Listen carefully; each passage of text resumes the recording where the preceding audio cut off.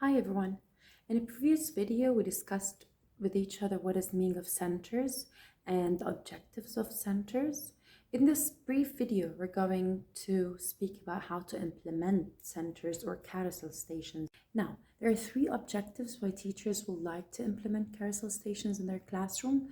First, to explore the concept or the objective. Second, to practice the objective or the concept.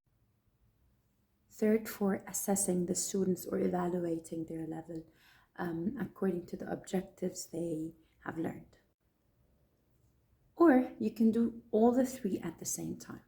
Let's take an example. For example, you have a spelling test that you want to give your students, but at the same time you have a lame, boring sheet, for example, that you need to finish.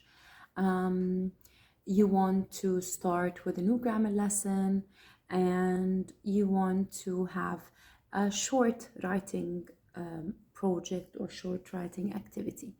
Now, how are you going to invest your time and invest your group and make your lesson more student-oriented? Simply, you can divide your classroom into 4 groups or 5 groups. The first group will take the spelling test with your TA, teacher assistant.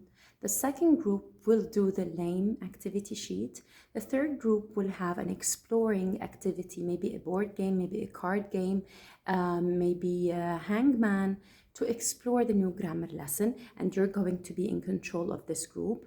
The fourth group is going to start with the writing project. You're going to put the success criteria for them, and they are going to guide themselves. And the fifth group will do the guided reading or the independent reading. There you go. You have accomplished 5 activities in your lesson, and your students are the ones who are responsible for this learning. The only 2 groups are monitored by teachers are the spelling test and the new grammar activity. You're just going to give them guidance on how to do it, or the steps in general on how to reach to this concept or to this objective. And there you go. And here's a piece of advice that I've learned a month ago from a colleague of mine. She told me that in order to get the most out of my students and the most out of the carousel stations, I can pause after each rotation and give my students a mini plenary to see where are they in the terms of grasping the concept and fulfilling the objective they're learning.